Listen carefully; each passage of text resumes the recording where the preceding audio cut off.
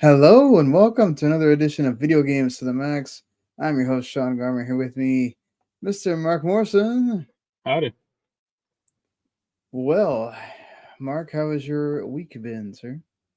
Feeling Boring. better? Huh? Somewhat painful. Smoking? Well, I'm sorry to hear that. How about Um, you?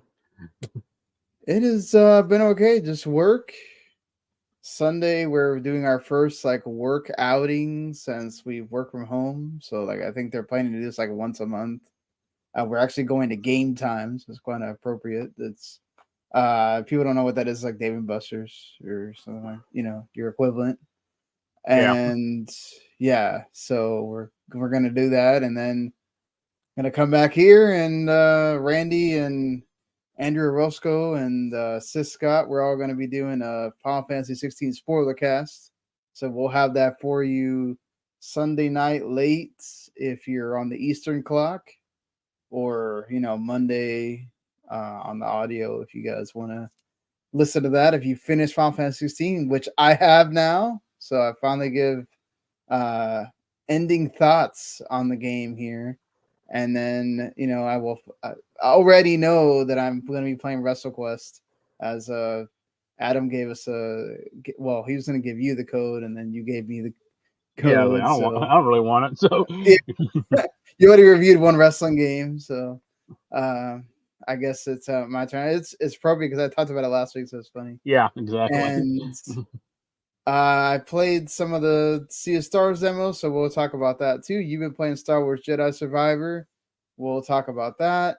I'm also gonna review the Antstream Retro Arcade service that I got a code for as well. So if you guys are into I'm talking about real retro games. I'm not talking about playing stuff from the PS4 and PS3 days. I'm talking about games from before Mark and I were even born.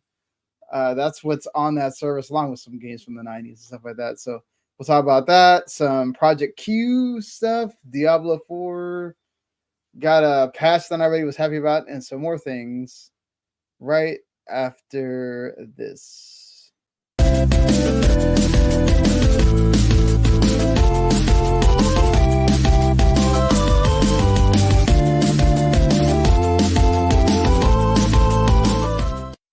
You are listening to Video Games to the Max. And well, just to get this out of the way, because we got to do the housekeeping. Just in case this is your first time listening or 100th time listening, we do appreciate you. Whether it is that you watch live on YouTube or Twitch or wherever it is that we do the show, on Twitter, Facebook, W2 Network, and all of those. Right now, the Radlicher Broadcasting folks. So this is what you get. You get us here. You get Radlicher Broadcasting, which they're doing it's a triple feature actually, but they're reviewing Barbie at the moment, the Barbie movie. So if you wanted to go check out Mark's thoughts, which he already told me this is his favorite movie of the entire year, and he's not joking. So if you like that teaser right there, you might want to go listen or watch what he has to say about the Barbie film, which made some buku money already this week, and so did the Oppenheimer movie. So that being said, you also get Todd the Keiki as well, which they've been doing G1 Climax 33 streams. So not only you get anime, you get some wrestling stuff in there too. So you should go check that out. And then Chapter Select is doing their thing as well. So you get a lot of stuff here, not just what we do. So make sure you subscribe to the channel, support everybody if you can. And then of course you can also listen with your ears. That's still a great thing for me to do while I'm working. You can just put the earbuds on, listen to podcasts. You can listen to us too there. Just go and subscribe, Video Games to the Max. And anytime we do a show, like when we do the spoiler cast, it'll show up in your feed and you can listen to it if you want to hear, spoiler ending thoughts and all of our thoughts on Final Fantasy 16. So that being said, um, where do we want to go first? I guess let's start with gaming, with what we've been playing. Sure. How far have you played of Jedi Survivor? I'm up to the third planet or mission, I guess, or It's when you kind of got an option of when to you can go to like a moon base or some guy, the evil guys that retreat and look for stuff. That's a interesting game. It's because like the first game was pretty much like Dark Souls light. This Mhm. game kind of has that. Like it has those like Estus flasks and like if you die, your experience you have to get your experience back. But like it is like much more like a Zelda game than this one. Interesting. Like you have side quests. You have a ton of side quests actually, and like a lot more platforming. The platforming is kind of bad, but I appreciate that they're trying to make a go of it. Like it's Yeah. funny because like there are jumps that you should be able to do that you can't. Like the game will just kind of black out, and it's like I can make that jump, like no problem, especially since I have a double jump. But the game just doesn't like let you do some stuff. That's always great. Yeah, like it's like if you jump past 20 feet, you just respawn. If but it doesn't give you a good indication, or like I should be able to make this, but I can't. It's a little glitchy. I've had it crash my PS5 a few times. One time I jumped into a mountain and I was like, "Uh-oh, like this ain't good because I'm stuck now." And I Yeah, eventually was isn't able. there like wall running in this game as well? So sometimes you kind of just get Oh no, there yeah. wasn't that in the first game too, but it's pretty recognizable. Like, this is the wall running. Like there's crashes in the wall, so that means I can go up this wall or alongside it. But like when I jumped into the mountain, like I was doing something dumb, and then I like jumped off a mount forward, and like I clipped through a mountain or clipped through this like like these rocks, and I'm like, oh, gotta figure this out, or else I'm screwed. And luckily, I was able to get out of it. Uh, the game is like pretty bad about environmental, like telling you where to go next, which is Okay. kind of a problem. Like I've had to look up guides about like, okay, I'm in this room now. Where do I go? Because this game's not really telling me what to do next. And it's There's like, not a oh waypoint. no, there is a good map, but you have to like keep going into the map. Like you can't just set like it's just not There's on. not It's a just okay. There's not a like mini map or what. no. That'd be really helpful if there was, or like a light, or like I can use the force to spawn a Navi to tell me what the fuck to go. But Okay, no. because Final Fantasy 16 doesn't have a mini map either. You have to go into either the main map or the map that's for the town that you're in. Or But let me ask, can you set waypoints or no?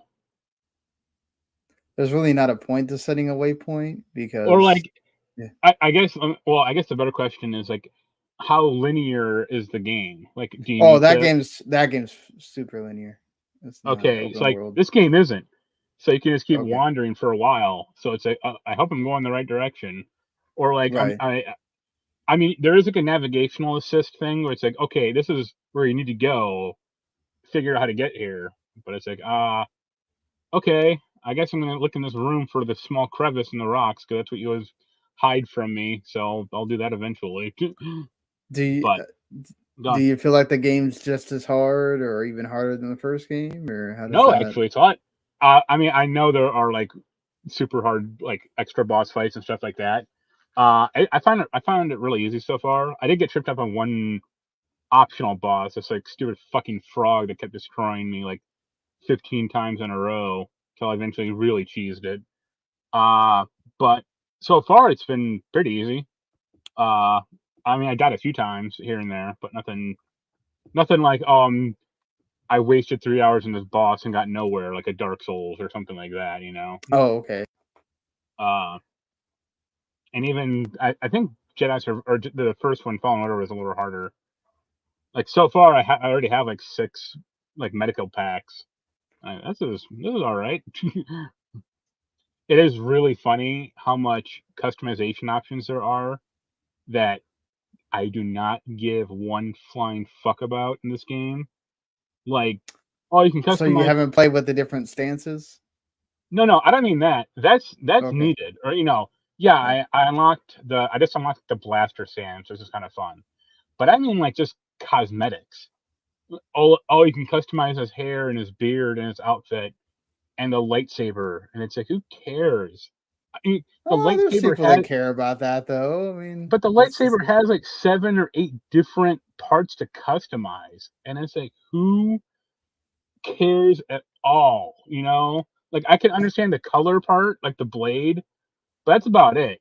I don't need to customize the pommel of a lightsaber. Or like yeah. the different color options. It's like, holy Christ! Like, I mean, it's there if you want it, right? You know, you don't have to yeah, engage with it. I'm not. So, But every collectible you find is that, or I found a new jacket to wear. It's like, all right, cool. I'm still gonna wear my same the default outfit because I don't care at all. Uh, but it's fun. It's a really, I find it to be a really big game. Like yes. way more than the first one, or like the first planet you land on, really, it's like, okay, this is your home base. Like you can have a garden and crap like that, and there's a ton of side quests. And I was like, you can't do most of them because you don't have the parts to do it yet, but they're out there. Well, But I mean, I really like it. I'll keep playing it. I'll keep hacking away at it, and then when I eventually finish, I'll. that was gonna be my question because it sounded like you were giving a lot of negatives. No, I do like it. Okay. I'm not sure if I like it more than the first because I think the first was like a lot more of a focused experience, or no, I wouldn't say linear because there were choices in that game also, and it's like side stuff to do. But yeah, like more focused, or it's like the problem of Arkham Asylum versus the other Batman games. Like the other Batman games were like okay, but Asylum was still the best because it was still the Yeah. most like cohesive and straight to the point. I mean, this kind of felt like a natural progression Sure, and of like we need to I make this bigger. yeah, I like Yeah. the story. I like the actors. The main dude is still good. So yeah, I'll keep playing it, or that's what the only thing keeping my interest at the moment. Like, because Diablo 4 is kind of, nah, it's just so repetitive. We'll talk about Diablo Yeah, we can get into that later when we in get a into the little pack bit. notes. Uh, So, yeah, and I finished Fight for Forever, or the review. I finished that like last Friday. I think I gave it 7 out of 10. okay, It's that seems fine. fair. Yeah, I'll be really curious how they move forward. Like, do they build on this one, or do they just kind of say fuck it and make Fight Forever? Fight forever. Yeah. Oh, I think we need to get on. We need to get on Jeremy about posting it. Oh, So, I didn't even know if you did or not. I submitted it like Friday and I was like, all right. oh yeah, we need to. I would definitely hit him up about getting it posted because it's already Monday night, and that's. I'm sure they would love to have that thing on there because they are how they are about wrestling games. Yeah. So, yeah. Anything else? No, for him it just says pending, so who knows? Yeah. Uh, More Yeah. like I I said, mean, a little Diablo. I've been watching Power Rangers. That's about it. all right. Well, like I said, I beat Final Fantasy 16. I've talked about it ad nauseum and all the weeks leading up to it. It's been a month. I basically beat it on the 1 month anniversary of the game releasing. So I probably should have beat it like a week ago. I just got tied up in other things, and well, it took me a week longer than it should have. But yeah, man, the story definitely has a payoff. Uh, I think it really does cement my love for it. Just the fact that the story is consistent all the way through, great, and you know the things I've said that I loved about it, I definitely do. It's glad to hear. I am really enticed to. Normally, I don't play games second time, unless it's something like Chrono Trigger that it's like, oh, well, I'm playing this because I love it and whatever. But normally I don't. Something that I reviewed or something that is recent, I don't go through and play it again.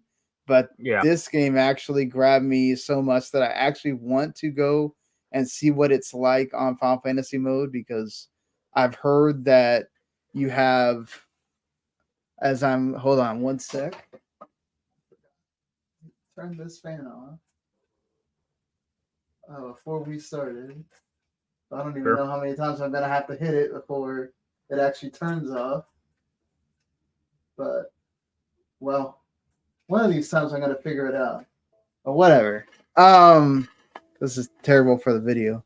Anyway, so yeah, it's just one of those things where like I've heard that the crafting system actually kind of makes more sense, and I think I made it work. It finally turned off. So, yeah, the crafting system actually is better. It's not just about putting more HP on the characters. The normal characters actually fight you more, which that's I think my biggest gripe with the game is I know that's kind of normal for most RPGs. The normal enemies that you fight all the time are kind of like lightweights, and they're really not meant to cause you a problem. But when it's an action game, it's kind of silly to have them just be there waiting for you to maul them. Ever heard of a stormtrooper? Yeah, but I mean, like, it's just the game's not that hard to begin with, to be honest. So, like, when you have that, and then of course, yes, the icon fights do present a challenge and whatever. And if you don't pay attention, you can get whooped. But it's not like you won't eventually grasp it, and then you'll know what to do in most of the fights. Obviously, the icon fights are a different deal, and that's a whole epic thing on its own. Those are like some of the most standout things I think I've seen in a video game in a long while, just because you're gonna remember them, each one of them. Once you get to like past the Garuda, the Benedicta, the chick that's in the demo, and you go on to the next ones after that, all of them are memorable. Not to say that hers isn't, it's just hers is the most basic one out of all of them, and it's kind of sad because it goes to the whole women weren't written very well in this game, but that's the only one I'll give credence to, I think. What Final Fantasy game does have good written women, except for maybe like the Terra one? Yeah, I mean, well, they don't have that many female main characters, so that's but even thing. Like most of them are. Look how they punked out what's her name from Luna Freya from Final Fantasy 15. Well, that was just terrible on there. That was 15 was bad on all those fronts for that. Lightning, I think, gets redemption because she has that whole 3-game arc, and eventually the third one's about her. So, I think she's probably one of the more well done ones. Yuna has done very well to me, and from 10. And then she gets a little bit of fun with 10 too, or all that stuff too. But I think I do like all the characters. And it's about Clive. Like, let's not kid ourselves. The whole story revolves around Clive. Everything that has to happen revolves around Clive. But all of the characters that are in this game are so well done, are so well voice acted. The presentation is fantastic. The music is fantastic. Like, I think I get it from the people's perspective of I'm used to playing harder games, and having to play 40 hours of this game to get to the harder mode is annoying. I get that point, I think, from the people that are used to that kind of thing. But aside from that gripe and the whole, I wanted more RPG elements, which I don't understand why in Final Fantasy mode you couldn't have added the elemental stuff as an extra thing to add more difficulty, because I'm gonna say it just feels so weird to have the base of your game is about the summons, and they all have elements, but the elements don't matter. So it's just weird. It's jarring.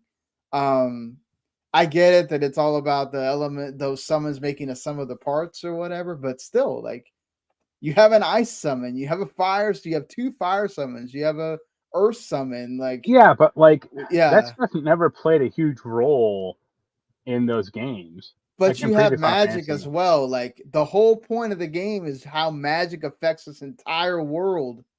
Like, why is there no elemental weakness and strength to that? It's kind of weird.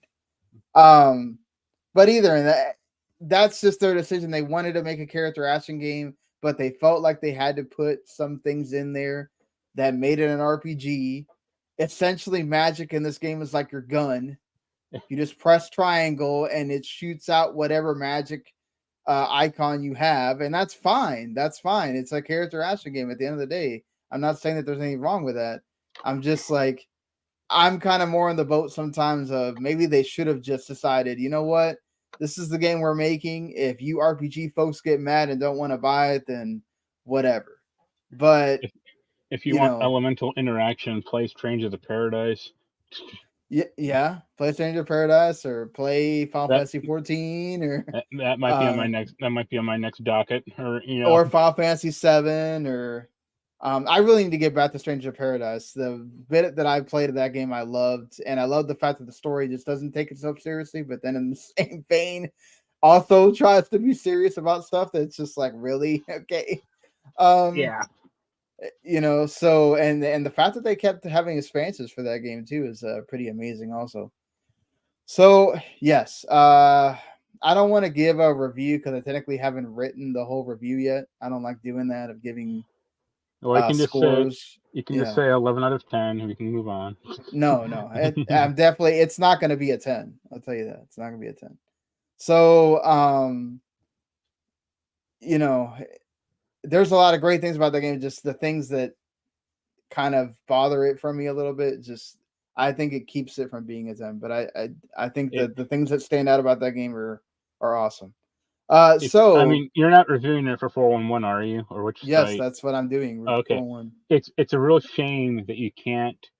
I don't think the site lets you actually do this, but like you can't just substitute a picture for the review score, or say like, let's say you're gonna give it a 7 out of 10. You could give it like a cloud out of 10, or like an 8 out of 10 would be a squall out of 10. Yeah, right. So yeah, so we go from one of the most newly released games to a bunch of old games. The Antstream Arcade, which just came out a couple of last week, a few days ago last week, and it's actually came to not only PC and mobile, it came to Xbox. And before I get into actually talking about the thing, they had an interesting article about, again, proving that one of the things you can't say that they don't do. There's a lot of things they don't do right, but one of the things I will always appreciate about Phil Spencer and Xbox is that they seem to care more about game preservation than the other folks, especially when like Nintendo has this huge library of old stuff, and yeah, they have that service, but it's still weird that like I don't know why they couldn't have brought the virtual console over again, but I'm not going to get into that convo. Because they can Again, sell you the service, like they could do both. There's people that want to buy things, and there's people that want to have a service, like you would say. So that being said, the guy that runs the Antstream, he said that he wanted to go for consoles, not just PC and mobile, and so he got in touch with Phil Spencer. They had a meeting, and Phil Spencer was actually really passionate about bringing it over, and so he gave him the green light to let Antstream basically run as like another service on Xbox. So that's the code that I got. I have it for my Xbox Series X, and it runs pretty great. It's not without its hiccups. There are times, these are old games that were not meant to be streamed. Let's be honest here. And there are times where it does have some frame rate issues, or you can tell that there's been some slowdown. I don't know if that means my internet slowed down, or if it's just the game at that moment slowed down, or what it is. So this is like an all streaming service. Yes, so it's like a service that has like 1,200 to 1,400 games on it. They actually add new retro games every week. You guys aren't gonna be able to see this. What I'm doing, I'm scrolling through this thing, but Yeah, it has. I'm There, looking at the list. It has like a bunch of consoles it and has stuff like that. a ton of games like Commodore 64 games, SNES games, NES games, arcade games. The games that you would probably think that are not going to be the NES versions. They're going to be the arcade versions. So like Burger Time is going to look different. If you're used to it being on the NES, it's going to be the arcade version. So all these things are going to have like where you have to press start to actually insert the coin to start the game, but you have like unlimited coins, obviously. So that doesn't really matter. But like, so Pac-Man's the arcade version. Smash TV is the arcade version, all that kind of stuff. I played I had Anaya play with me some just so I could experience the multiplayer. She, her first crack was that, wow, they have games here older than you, Dad. I'm like, yeah, thanks for making me feel even older than I already do. Also, you're older than Smash TV. Yeah, I mean, I was born in '86. There are games here that are from '82, and like Burger Time's from '82. Like the So MSX shit, or like the Atari 2600, and it's like what? yeah. Well, I mean, let's be honest. A lot of those Atari games don't look good at all. Like they do not No, hold up all of well. those Atari games don't look good at all. Yeah, I mean the cool thing is I'm glad that they did that thing is like more of like I want to play that game, that Atari game that came out last year that's more like of a history kind of thing, because I like that stuff. But I don't think yeah, that was Atari, was it? yes, it was the like I think Giant Bomb put it on like a lot of people had it on their top Oh, lists, Atari and 50, that was it. yeah, the Atari 50 thing. Yeah, exactly. Um, Uh, so you know what this thing reminds me of? It's kind of like, I don't want to say it's bad, but it reminds me of like the streaming version of Game Room. Remember that thing from okay, the I can kind of Xbox see and that. the 360? But like Yeah, this actually works because they actually have content for it, unlike Game Room, which sucked. yeah, I was surprised at like how many games are on this thing, and the fact that they're just adding more. So, um, this is a weird trailer that Xbox put out for it, but yeah, it's just there's even stuff like Mortal Kombat on here. It's like the original arcade Mortal Kombat. I don't know if some of the big publishers are gonna play ball and maybe put some of the like I don't know if we'll see Street Fighter on here or anything like that eventually.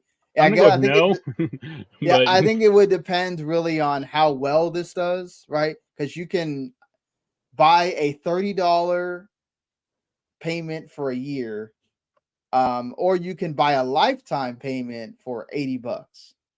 yeah. So basically, anytime they add a game, it'll be there. You don't have to worry about it renewing on you in a year or whatever, which is actually not bad. You're paying almost 3 years to have it lifetime.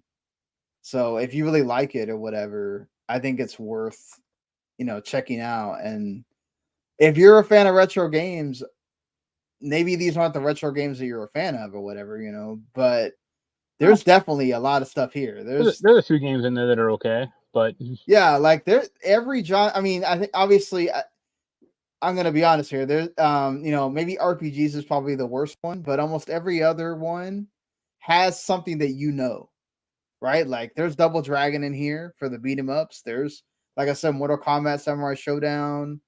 For the fighting game folks, there's all those old arcade games that you loved as a kid that if you went to an arcade, it's in here, pretty much. The Galagos, the Pac-Mans, all of that. So there's the old Ninja Gaiden, that's all in here. So I would say that if you're somebody who likes these games and there's multiplayer for a lot of them as well. So if you have a friend that wants to play these or you want to introduce your kids to games you might have grown up playing, I think $30 is definitely worth it. And they have tournaments for this thing. They have tournaments, they have achievements as well.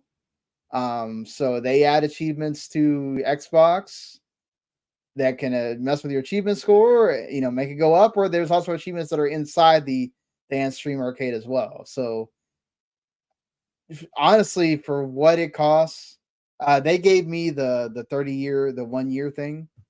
30-year. So sorry, 30, the 1 year thing, for $30. So that's what the code was for. Definitely think that.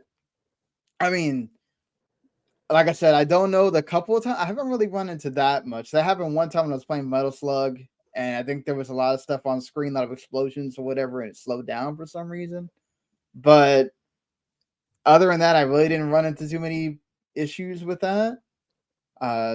It was fun getting to watch Anaya play games that she's never seen, and she doesn't really understand. I'm trying to explain it to her, and she's like, "What am I doing here? I don't get this." And it's fun. They're really simple, but there's also like some challenge in that simplicity as well. So Right. yeah, I had a lot of fun going back and playing a lot of these games. It's kind of makes me wish that I was close to where like my dad is or my brother in Texas. So because I'm sure he would have a ball with this stuff. So yeah, definitely unless you just don't care about retro games at all. But I love the fact that this exists. Video game preservation needs to happen, as we talked about. 87% of video games are not available for you to purchase or play on a modern system. And the fact that this exists, whether you can play on your PC, on your phone, or on Xbox, that's great. That they're going to keep adding games every week, that's great. I don't know if there's eventually going to be a stopping point with this. I'm sure there will be a point where they're going to have things leaving as well. And imagine Mortal Kombat is not going to stay there forever. But we'll see. We'll see how it goes. I hope that this does well. That I haven't really seen a lot of people talk about it, but obviously old games are not in the lexicon. Everybody's always moving to the newest thing. So, but I definitely think that this deserves more to get more talked about, and hopefully all the retro gamers on YouTube, all the people that have those channels and stuff are talking about it and giving it praise, because it does deserve that, I think. They're all too So busy like messing with misters.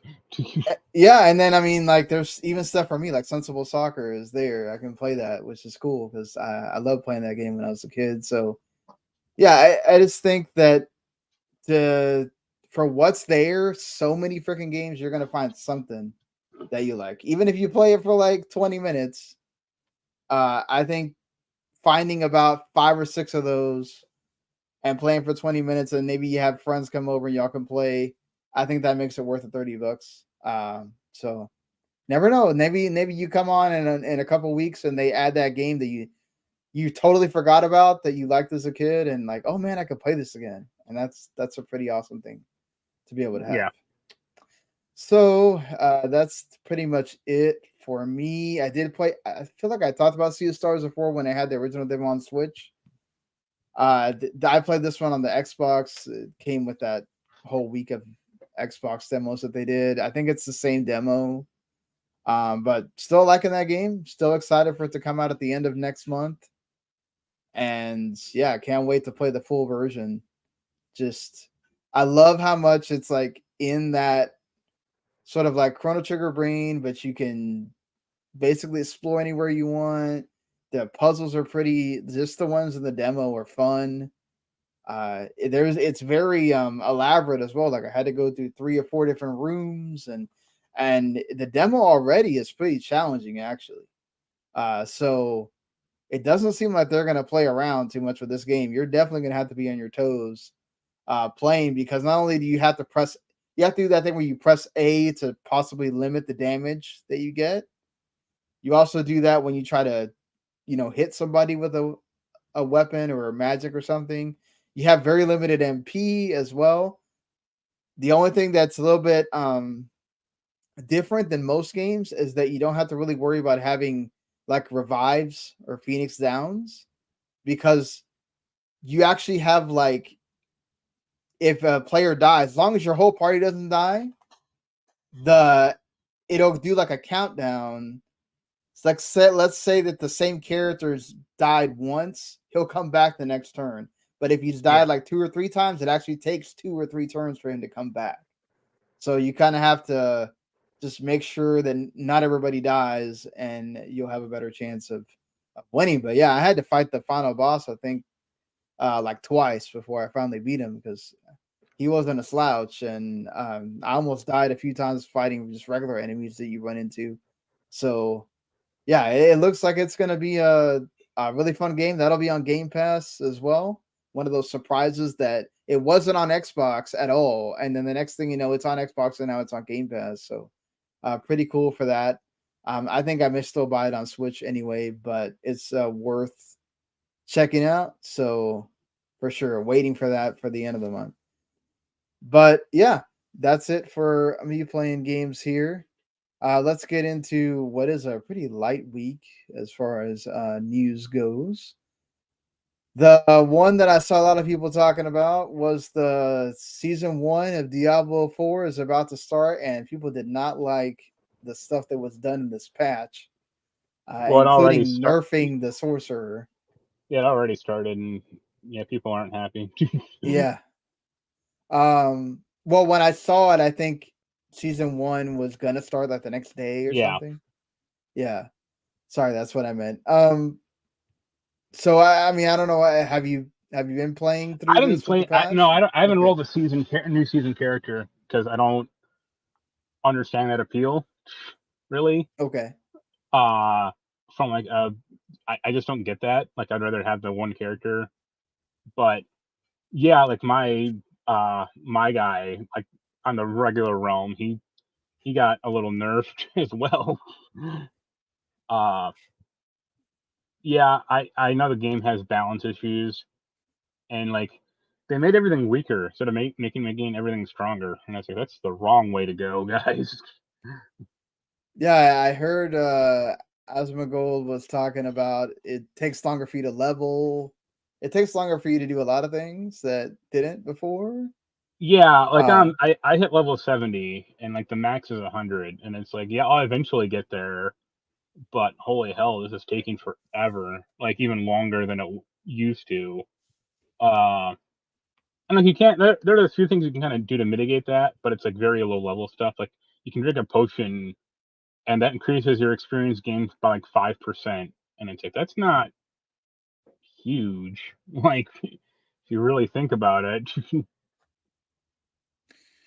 yeah, that's really not. And it just feels like so why was this why did they decide to do this in the first place? Like did they really give a explanation as to why or No, I honestly think that like the people who made Diablo 4 were like not the ones who made Diablo 3, or at No, they least didn't, definitely weren't. Yeah, it feels like they or at definitely least weren't. like didn't bother to look at how Diablo 3 turned out. Like I don't mean from like the launch of Diablo 3 because that was a shit show, but I mean like once Diablo 3 got going, like with the expansion and like by the end Right. of it, it's a very solid game. And it seems like the people who made Diablo 4 didn't look at that at all. Like to me, the real problem with Diablo 4 is like the dungeon design is so boring, and there's like nothing hidden in the game at all, or like nothing mysterious. Like Diablo 3 had like the cow level or like the rainbow world thing, and it's like, okay, you don't need to do that necessarily, but there should be hidden stuff in this game, or hidden stuff that like makes it fun, and there's not, and that's an issue. Like the Yeah. only hidden thing in the game is like going into a dungeon and maybe having the butcher spawn. And it's like I fought that guy like 9 times. I've died about 4, and I've killed him 5. That's not fun Right, no. because all you have to do is like find the stupid shrine, hope it's a good one, and then you can take him out like damn near instantly if it is a good one, like the artillery shrine. That's it. You know. Yeah, And I was that like, yeah. doesn't seem like isn't that the whole point? Like, so you're not getting like really good loot and nothing like that? Like there's not I mean, anything. there's some Yeah. like there is basically the bounty system where it's like, oh, do these tasks in this one region, uh, and if you do enough tasks, you basically get like a treasure cache. And there's something called hell tides, and it's like, okay, the hell tide is like this one area or region is like under demonic influence. So when you go there, monsters will be harder, but they drop these shards, I think, or cinders. I think it's actually cinders. And if you collect enough cinders, you can open up like a treasure chest that will have good gear in it. The problem is when the patch hit, they made the cinders a lot harder to get. They upped the treasure chest requirements for cinders. So instead of like 175, it became like 250. And at least on my copy or like my game, my cinder count would be going down for like no goddamn good reason. Like I would have 70 cinders, I would kill a mob or kill some enemies, and then I'd be down to 50. And I'm like, wait a second here. This isn't cool. Yeah. And I have video evidence of this going on. And I'm like, wait a minute. I didn't open anything. Why is my number going down? I think they said that was a bug, but it's like that's a pretty big bug, you know? Yeah, that's frustrating. And I've heard the season pass or the actual season pass stuff is like miserable with rewards. Yep, that's what he's saying here in this quote is that a lot. It's just none of the stuff about the season reads very well at all. Yeah, It's like I guess I'll eventually I might wait for season 2 because I did buy that Ultimate Edition and they give you like one token for it's like, oh, if you use this token you can bypass a lot of the season pass. And it's like, all right, that's cool, but you only get the one, but you can use it with any season pass you want. So whatever, I'll keep plugging away at my character without Jens because he's completely abandoned me and go from there. oh, he abandoned you already? Yeah. And he's waiting for Baldur's Gate 3. Well, are you gonna play that with him? No, because he already has someone. But he's in for a rude ass awakening because that game comes out in console in like September, not the PC version. And like comes out the same day as Starfield, so that's gonna be interesting. Yeah. To see which one he's gonna. Oh, he'll play Baldur's Gate with one of his other buddies. Oh, okay. Yeah, but I know Randy said he's actually looking forward to Starfield, so I may get interested in Baldur's Gate. I'm not totally sure on that, but everything that I've been reading kind of entices me there. So we'll see. I mean, I might get a PC code just because I got a buddy who works on the thing. I can maybe ask him for it. That's about it. But I know it won't work well on my game or my laptop anymore. Yeah, that's the problem, right? Like if it doesn't run well on your laptop, then. I mean, that was a problem with Remnant, and I never got Adam never got me a PC or a PS5 code for that, which is a bummer. I was about to ask you, because you didn't mention playing that, so I was like, I guess he didn't get the PS5 code. That sucks. Yeah. Sadness. Sometimes those don't work. I almost did that with WrestleQuest that I was like, that's 2D. It's a JRPG. It really shouldn't have any issues running. So yeah, that'll be fine. I'll run on damn near anything. So yeah, I mean that's probably why they're gonna have it on Netflix. They don't have to really do a whole lot to have it run. So moving on from here, going to the next thing here, PlayStation Q, or sorry, not the Project Q from PlayStation got leaked. There was actual images and videos circulating of, I guess, a Japanese dev that has it or somebody that has it in Japan playing around with it, opening different apps and things, and they found out that it's Android based. So that means it could potentially run Android emulators. So it could potentially run other things that it's not just PlayStation 4 and PlayStation 5 games. The supposed price for this is supposed to be under $300, but that doesn't mean that they won't. Yeah, exactly. It doesn't mean that they won't just make it $299. Which for me, if it is that, it's dead on arrival. I don't see a lot of people buying it for that price.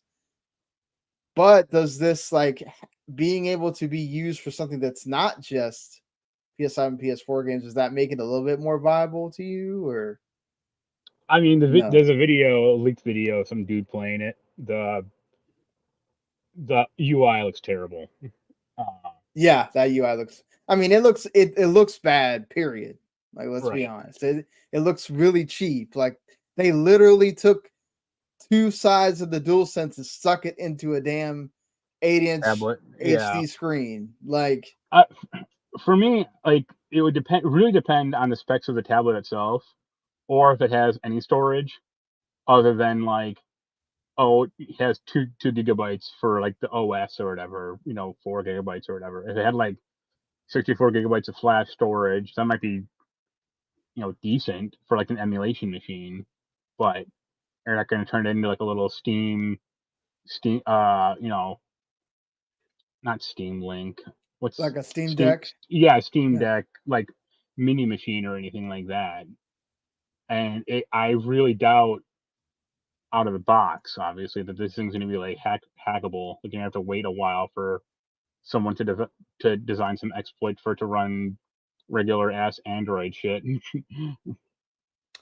Yeah, and then we don't know if Sony is really gonna mess with it too much. They're gonna try to block that, like Microsoft did for a little while, and then they had the emulators work again in the regular mode. So Yeah.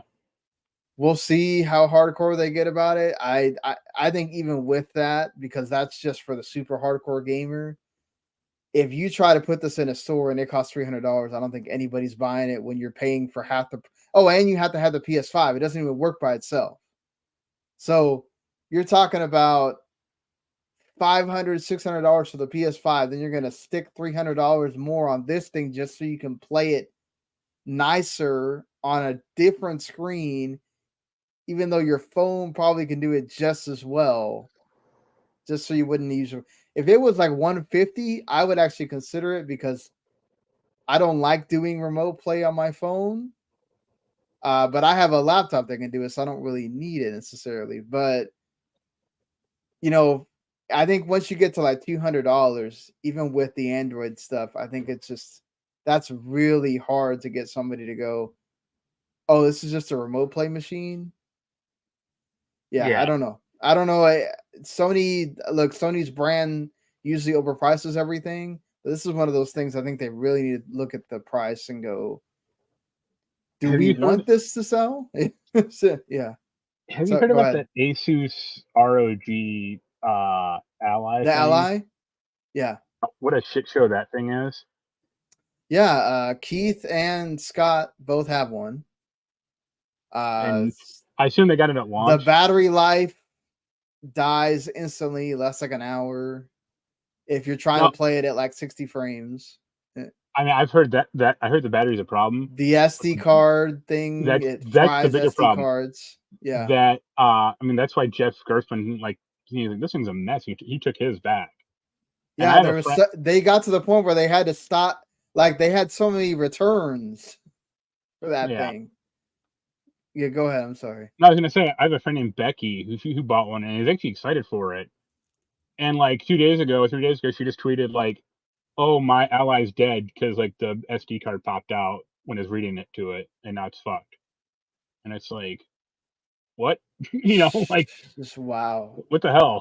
Like that's not exactly like, and it's cool because it's a Windows device. It could basically run any Steam game. You don't have to do the thing you do with Steam Deck where you have to sometimes get Windows to work or whatever. Like, and then it's frying SD cards because it's too. I don't know if it's because it's too powerful or whatever it is. I think it actually gets too hot, so the SD card just like spits out, and it's like what? Exactly, that's the thing. It gets too hot because they probably shouldn't have made the mode where you can run it as if you're running it on a computer. Yeah, they should have just let it go where there's the two options, the low and the medium, and that's it. And I mean, honestly, they should have had like fake Steam Deck mode and say, "Here you go." It'll look better just by having more powerful hardware, but it doesn't need to, run the game on super high mode or anything. I don't know. I guess did they just not test it just to get it out this fast? Because it feels like somebody would have ran into that problem. From what I've heard, I mean, Asus has been having a lot of problems with like quality control. over the past 2 years. Like their motherboards have been like fucked, like overheating, and then they released some BIOS update that was like, if you use this update, your warranty is void. And it's like, okay, But so you did the update. yeah, it's like, okay, so So the CPU and my motherboard can either explode, or I can use this update and never get customer service again. Like, those are my options. wow. These companies, I swear. Yeah, It's like the stuff you can get away with, even though it's all your fault. People shouldn't have to pay for that.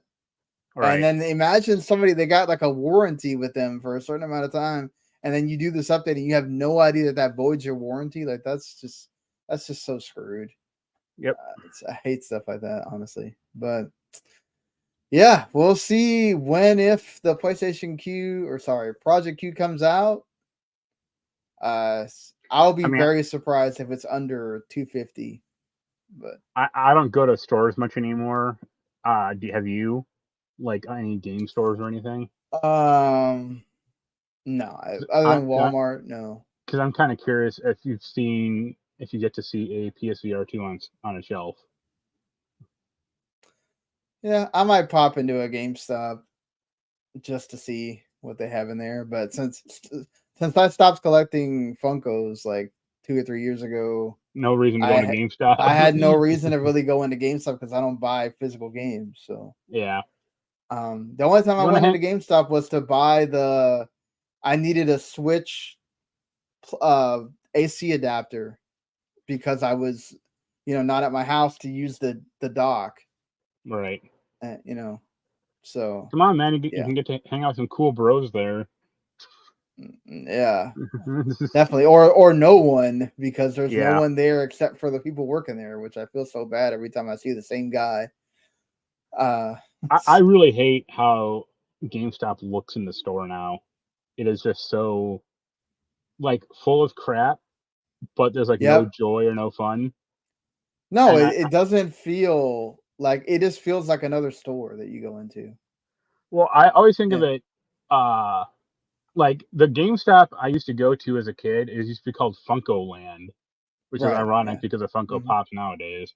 Hmm. Uh, but like that store is still there. It's been in the same damn strip mall space for 30 years.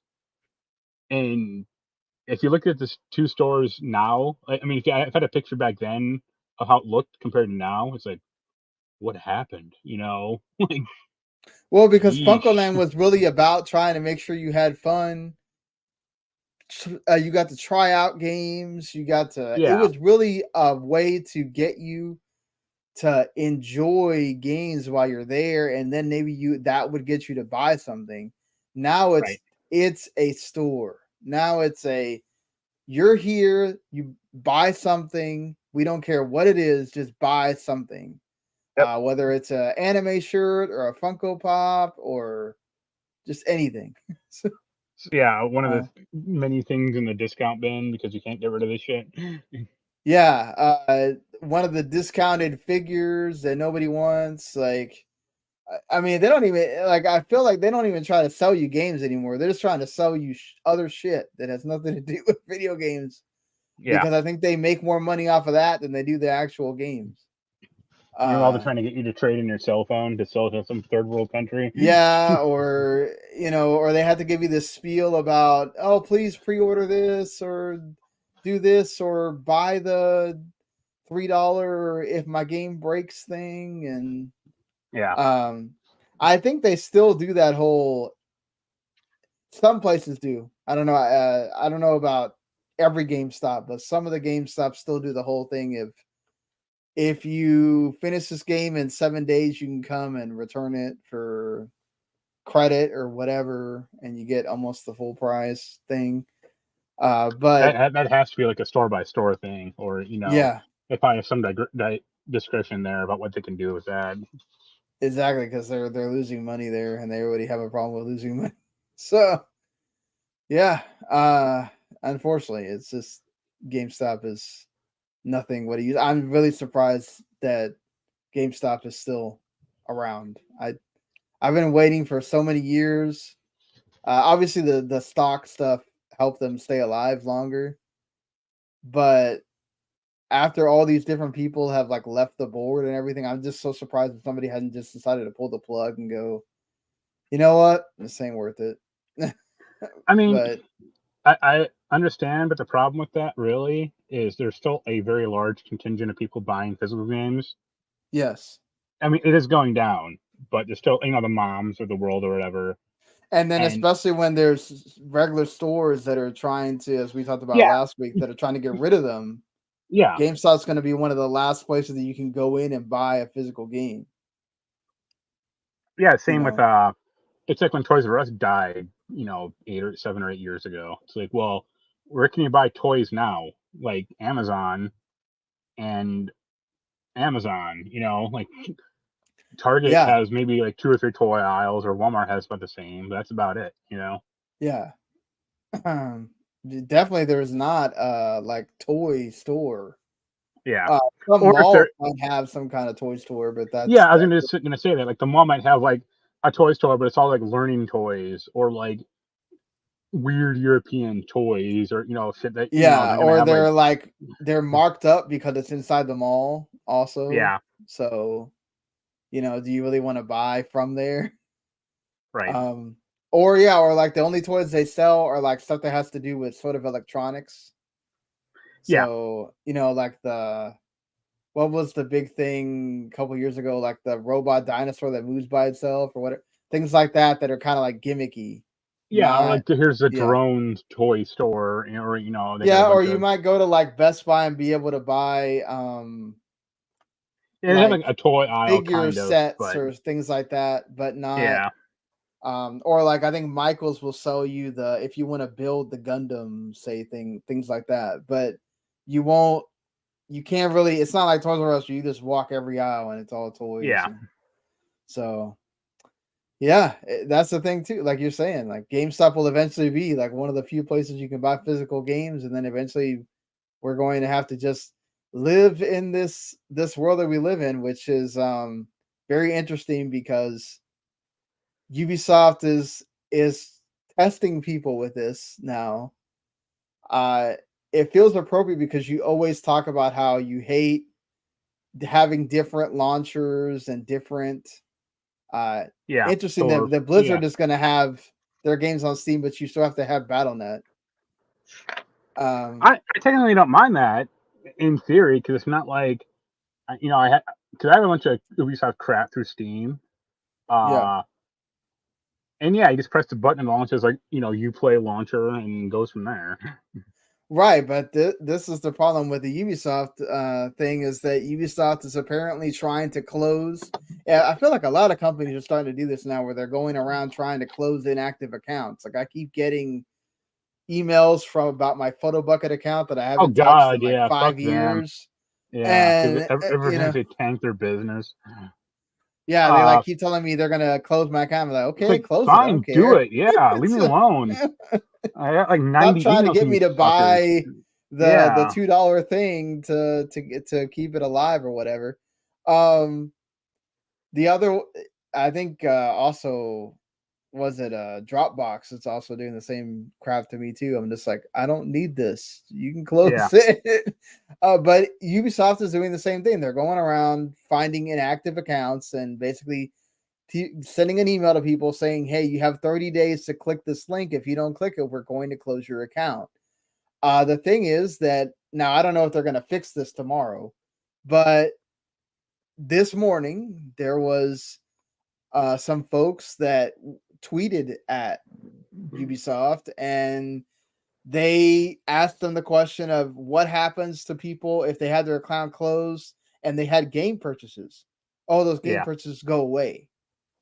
yep, And that's where I have a problem. Like, even if your account, like, what if you lost access to that email, right? And you have no way to click the link, and you completely forgot that you had games associated with that account, or you buy something that came on Steam later, right? And you forgot that you had an account, and you go try to use your account again, and they tell you, "Oh, this is inactive," or it's not inactive, but they closed it, and like man, that seems really shady that you can just take the purchases.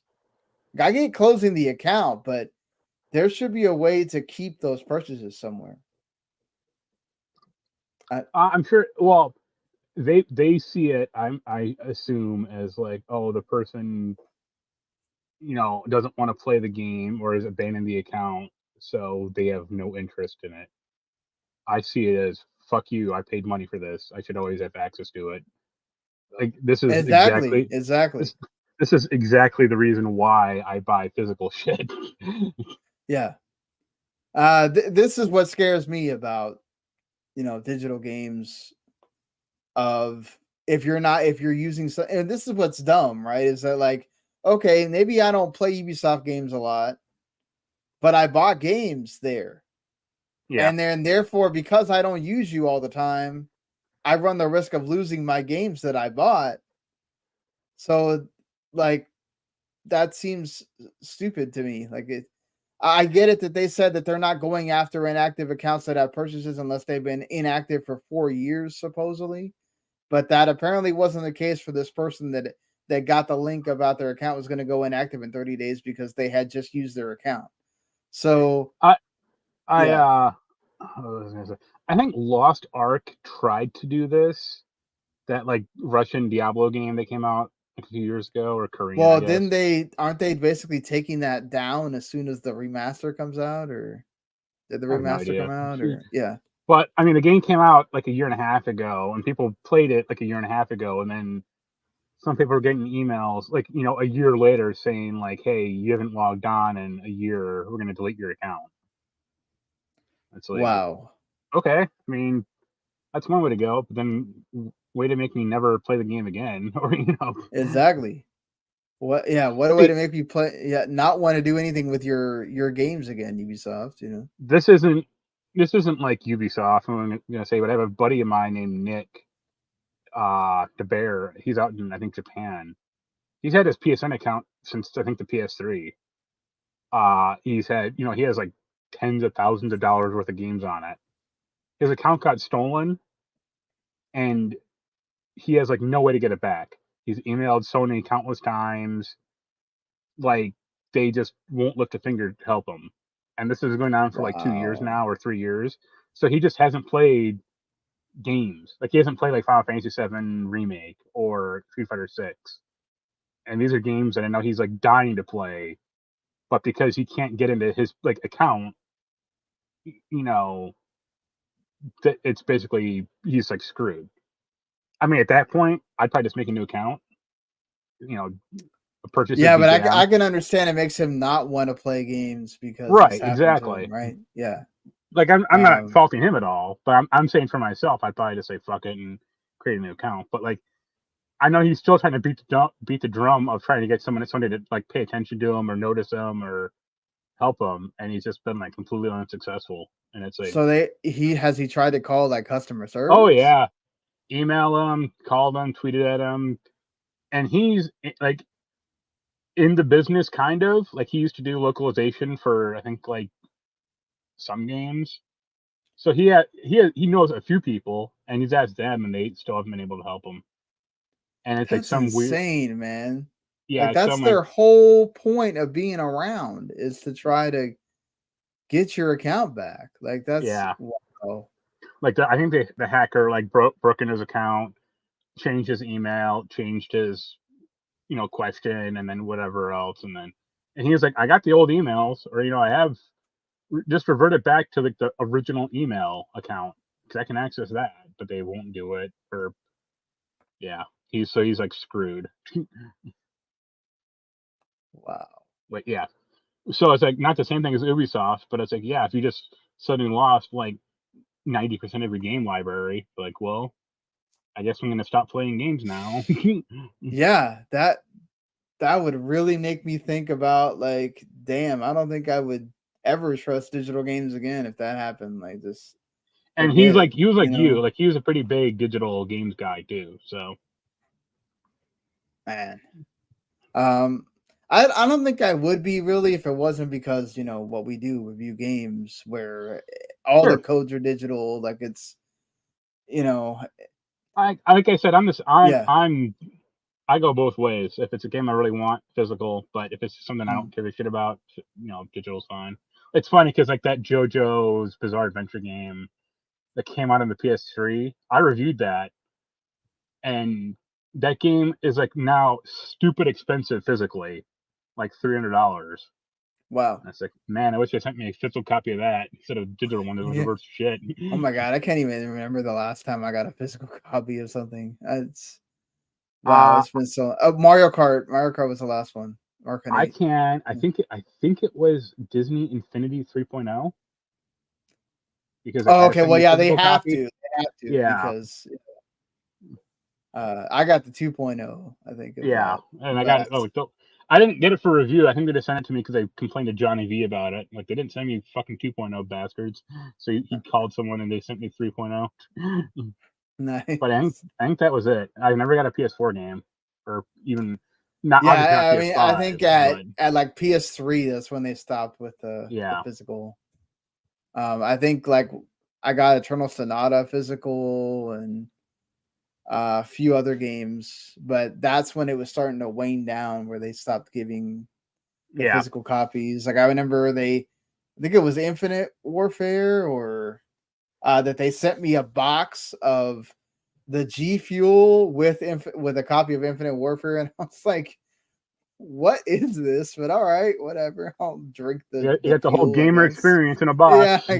get the whole bro experience here. I just need to get me some Mountain Dew, and I'm full on that. Just ask Jeff Um, Keighley. definitely, definitely. So yes, well that leads to my next question. Like, do you think we'll ever have consumer protection for digital game purchases?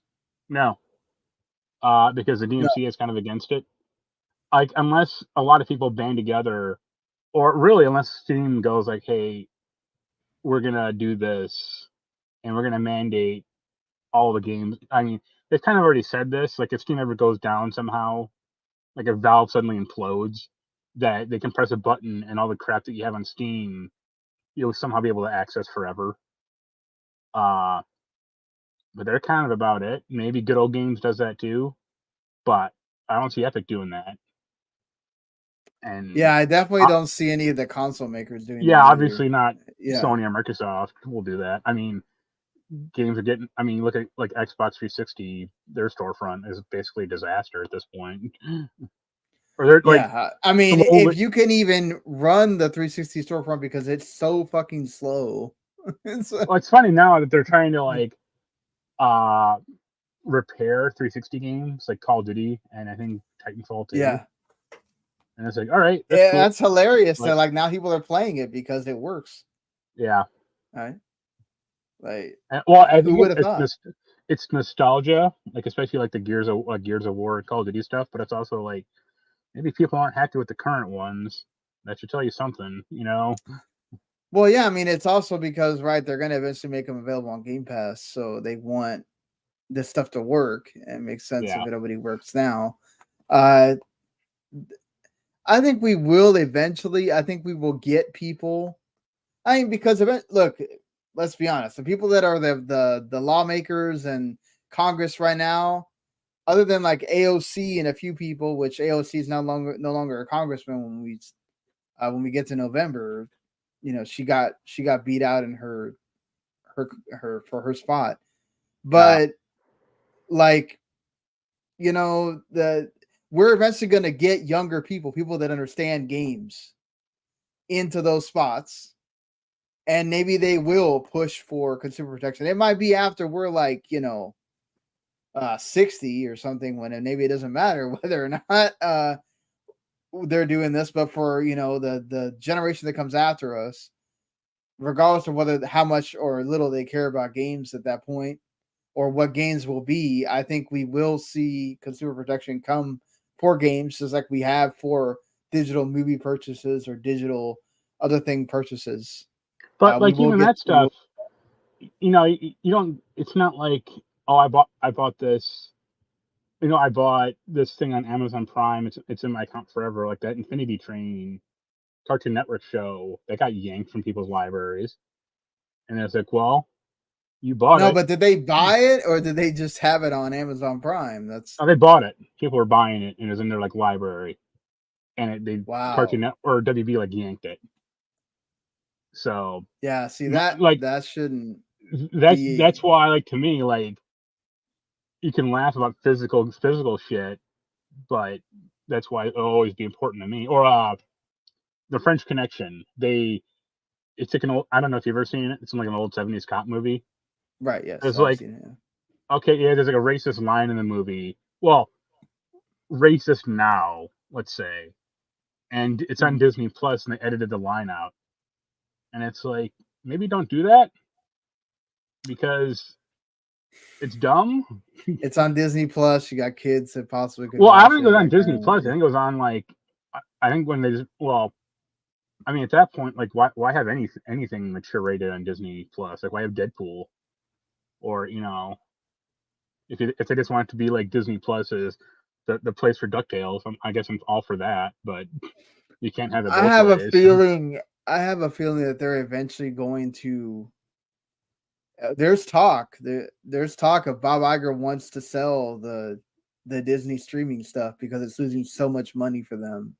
Yeah. I would not Yeah, be surprised if they merge Hulu and Disney Plus or something like that, and just there's just one. let me ask you, Uh, since I know you watch Disney Plus crap, are you watching or do you care at all about Secret Invasion? I have tried to watch the first episode. I don't know how many times, and every time I get distracted watching something else. I've heard from people that are watching it that it's fine, Like, but that no, it's not. Nobody's talking about it. Like it's yeah, not that's lighting the world on fire. Like it's not. what I Yeah, was gonna say. Is like the only people I know talking about it is like the two or three people, media critics I follow on Twitter talking about it. But like that's about it. Like when new releases come out or new episodes, it doesn't start trending. People aren't going like, "Oh, Nick Fury did this" or "This is so great." It's like I no, think people are getting to that point where I think actually, honestly, movies are starting to come back.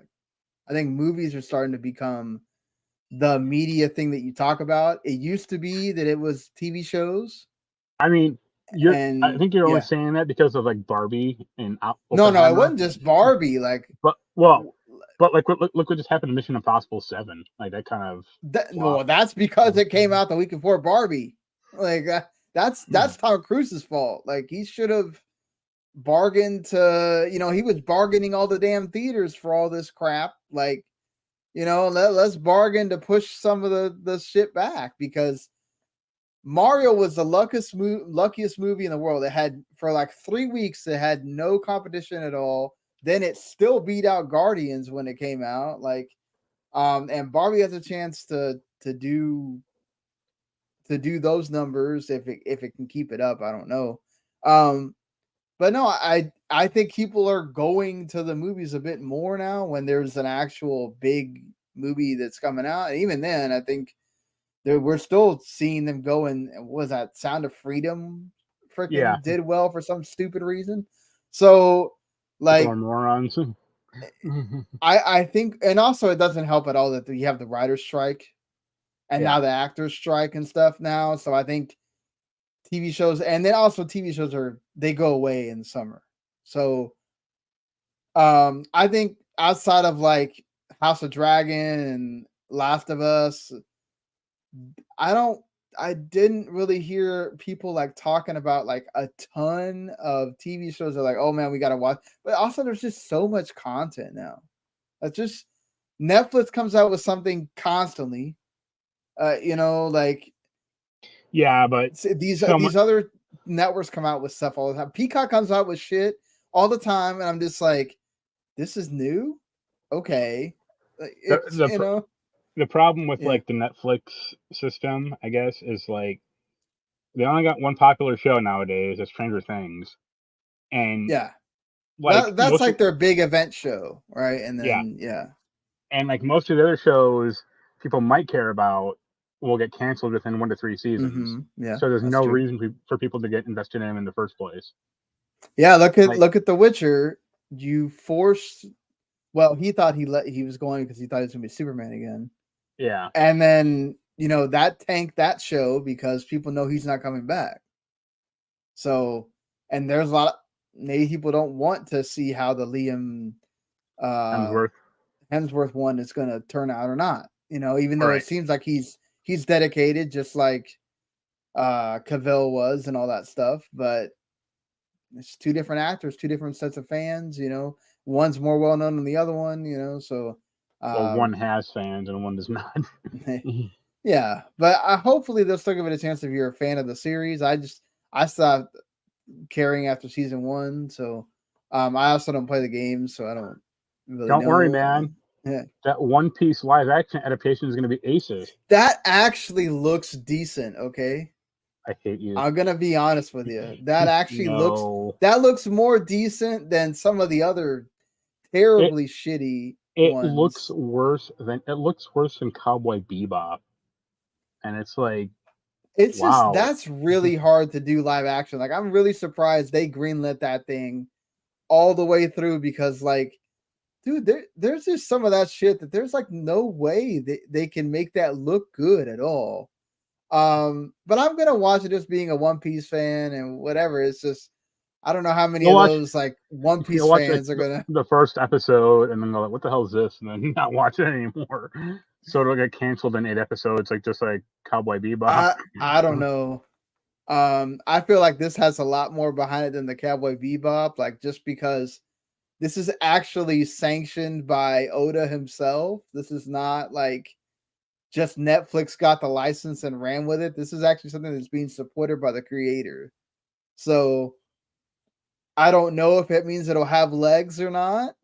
Yeah. But it seems like it has a little bit more care from the Netflix people than, say, some of the other stuff that they just made live action and put on there. But I feel like they're getting smarter about what they put on there also, because sure, remember, like during the pandemic, Netflix would just make anything onto that thing, and it's crazy. And it'll be something if Netflix ever gets to the point where they start taking stuff off, because they're the only one right now that hasn't taken off anything. Like, Disney's taken off stuff, Max has taken off stuff. No, Netflix definitely has. You're just not aware of it. Like, not their own stuff, but like licensed stuff.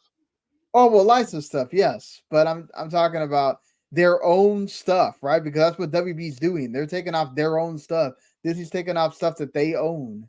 So I don't know if Peacock has done it or not yet, but like, that's another thing about this fallacy of the streaming service. The streaming services could technically go away completely.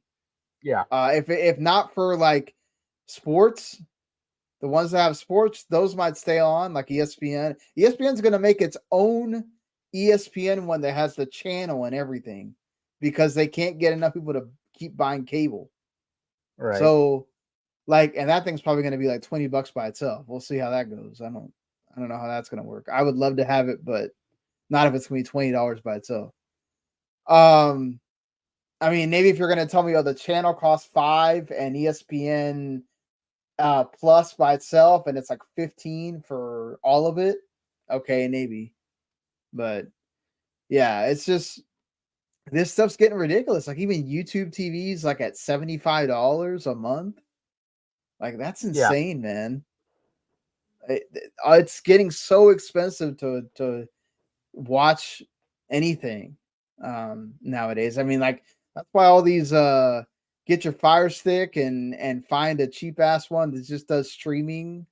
The channels is in vogue, because this is getting to the point where like you can't save anything. Yep. So moving on to the last thing, because it kind of correlates to we had the Microsoft Activision stuff, and they had a little bit more of that this week, but Tencent has continued to do their thing and kind of under the radar buy companies or increase their stake in companies, and they have increased their stake in Techland to 100%. So now technically they own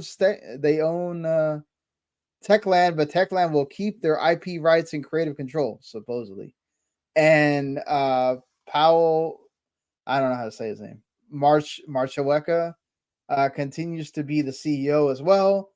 He put out a statement saying that we want Dying Light to be the ultimate zombie game. The only way we can really do that is with, what happened here. This allows them to kind of keep going and then also continue the vision that they have for their other games that they're making as well. So how do you feel about like what we've seen Tencent do that? We've seen the Saudi estate do this with Nintendo. Like, is this any better or worse than just outright doing acquisitions here? I mean, from the surface, it seems better, but Tencent seems like a better better group than the Saudis, uh, on the whole. But it's not like Tencent. Like Tencent is all driven about gotcha games and crap like that. So there's always the fear they're just going to keep churning it, make Techland churn out like Dead Island 3, but have it just be some free to play garbage. Yeah. I mean, who knows? Techland or Tencent seems better about this stuff than, like I said, the Saudis or even Embracer. But yeah, Embracer just absolutely crushed itself with that $2 billion thing that didn't go through. Yeah, the deal. It's like A few weeks ago. Yeah, well, so like they own the Sumo Group, which they're the folks that make the Little Big Planet. Yeah. Turtle Rock. Oh. Which they're the ones that made Evolve and the what's it called? Back for Blood. Yeah. I mean, they own what is it? The Borderlands people. Yeah. And that's kind of like their only saving grace at this point. No, I thought that was Embracer. Oh, sorry, I meant Embracer. Yeah. They have a big ownership in From Software. Yeah. That's like it's less than Sony, but it's still kind of significant. Right. They also have one in Ubisoft as well. Like I think it's like 10% or whatever. So yeah, they've been kind of slowly getting like 100% ownership in some of these. Some of them they have, like the 10% or 15%, or it's kind of just a sneaky way of doing it. Like it's not, the big bombastic Microsoft or Sony ones that, oh man, look, we acquired this company and we're going to go on a big old statement or whatever. We really don't see Tencent doing that much. It's kind of a smarter way because it's like it gives them the option. Like, hey, if the company does well, you can buy more into it. Yeah. But if it fails or does something bad, like the people that made that Gollum game, they can quickly get the hell out and say you're on your own. Yeah, that killed Daedalic wanting to do anything internal. They just killed their other internal game and was like, okay, we're just gonna go back to being a publisher now. Right. It's like, that's probably a better choice. Yeah, to be honest, I think this is just kind of the way of the world right now. I think Yves Guillemot talked about like, oh well, this bodes well for us because it shows that big IP can do well and all that stuff. And it's like, y'all need to shut up because y'all are putting everything in one basket right now. And if that basket doesn't keep selling, I don't know what y'all are going to do. Yeah. At some point we're going to get into Assassin's Creed fatigue again. And they better have something cooked up by then. That Star Wars Assassin's Creed game. the Star Wars game. That's gonna help them. The Outlaws. That looks awesome though. I'm gonna say I'm very excited for that game. But yeah, I think look, M&A is here to stay with gaming. It's the one industry where it hasn't completely taken it over yet. And it's going to be the next industry that gets taken over by it, unfortunately. I hope it's not as deep as what we've seen in the movie and TV industry, where now, like I said, Disney's trying to sell off shit. Warner Brothers is trying to sell off shit again. Like, And then they're gonna get to the point where like nobody wants it because they're gonna be like, well, why are we gonna buy something that you can't get to sell? So, Yeah. they're gonna just be stuck with it. So we'll see how it works out for gaming. I'm sure there will be more acquisitions whenever this thing with Activision Blizzard finally goes through, which that's one of our quick hits actually, is that they've extended the deal, so Microsoft doesn't have to pay the $3 billion leave clause or whatever that till October 18th, and now the FTC is even thinking about just dropping the whole freaking trial, which would probably behoove them at this point. After Congress like lambasted Lena Khan, I think she kind of realized that this is sort of a losing battle, and nobody's happy about it, honestly. Other than Sony. So I think it might be at this point just to like kind of let it go and fight the next one or whatever. I mean, the one with Amazon seems to be a bit more up there, like makes more sense than this one, at least.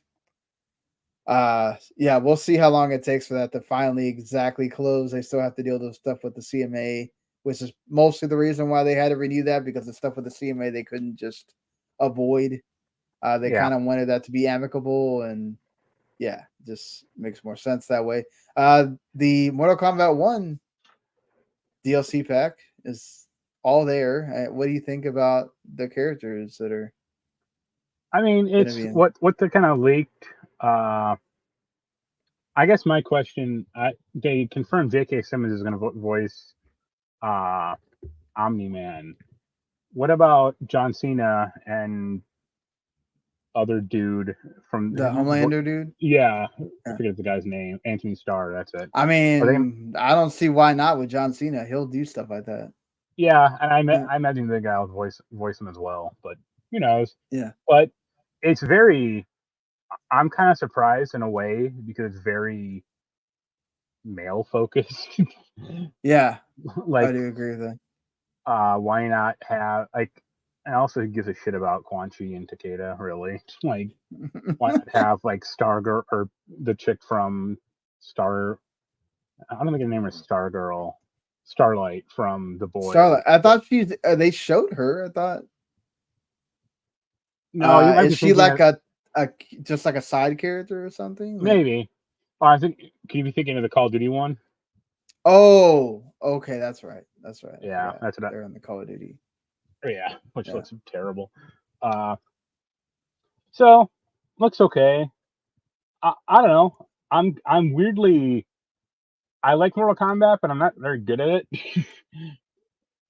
I just want them to like make Shaolin Monks HD or just re-put that out for the love of God. Man, they really should.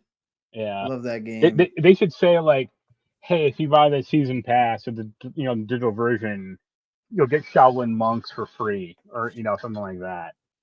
Come on, bring it back. Bring it back. Right. This game is. And they can put out Clash of Heroes for the third time. They can put out Shaolin Monks for the second time. Right. And in this world where we're trying to like push multiplayer, that's a great multiplayer game. Yeah, and actually finish the like Sub-Zero and Scorpion mode. Yeah, do that. I remember I was waiting for that for a long time, and they were kind of like, "Oh, it's not gonna get finished." Like, God damn it. Yeah. But, sure. Well, I don't think you weren't around when they did the like announcement for this. I mean, like, what do you think about like what they're doing with the story and all that with this? Looks okay.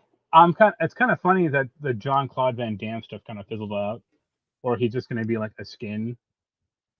He's not going to be like the John. He's not going to be voicing Johnny Cage for the story mode. I know, right? Like, it's like because you want him to be understandable. That's so funny that they went on and like made a big deal about it at the Keeley thing, that he's finally gonna voice him, and then no, he's not. Well, it's just like what they did with the last Mortal Kombat. Yeah. Like they had Christopher Lambert do a Raiden voice skin, and the guy who was Shang Tsung in the movie, he did like one as well for the game. But he did it like for the game, which is kind of better because he was like the whole. I think it was just Shang Tsung in the game. But look, the story looks cool. But yeah, like I said, like even in the story mode, I mean, I guess there's a recent trailer. I forget the name of the stupid group, but it's like the female Furies of Yes. Outworld. Okay.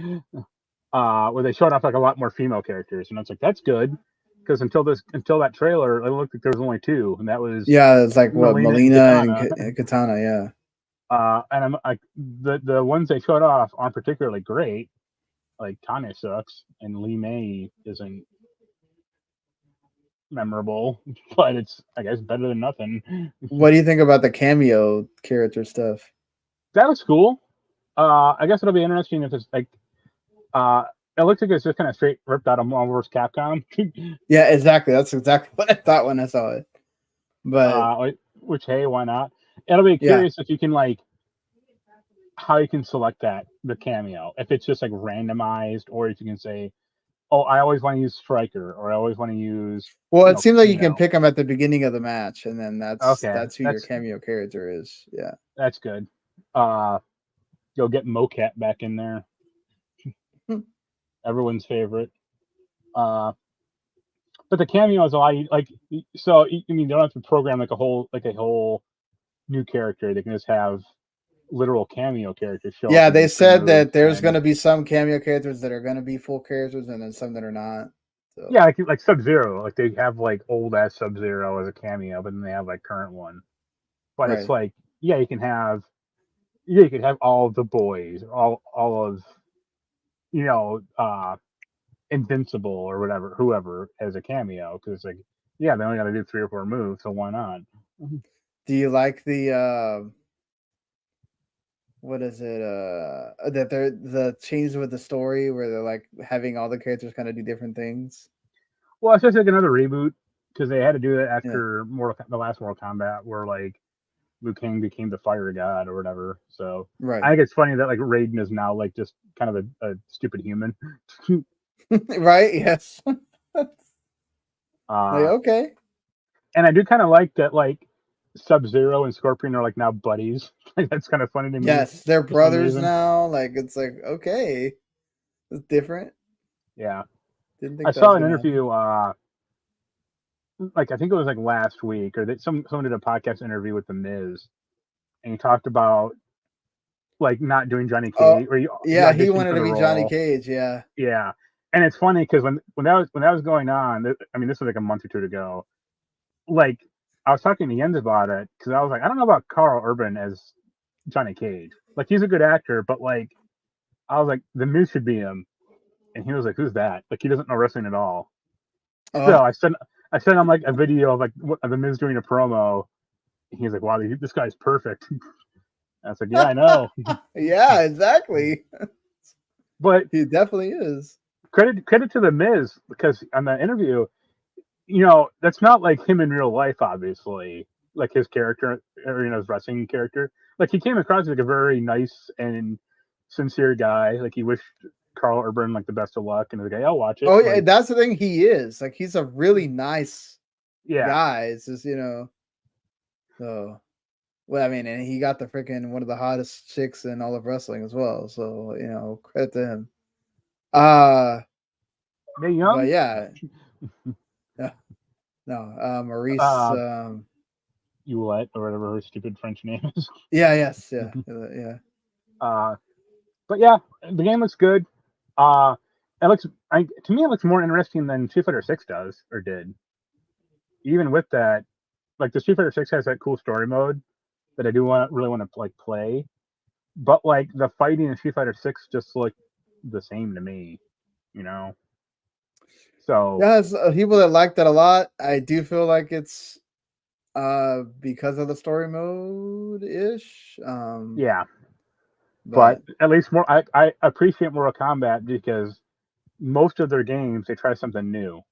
Whether or not it always works is up, a big question. But they at least try to keep it fresh. And I was like, well, good on you. That's the important part. You tried.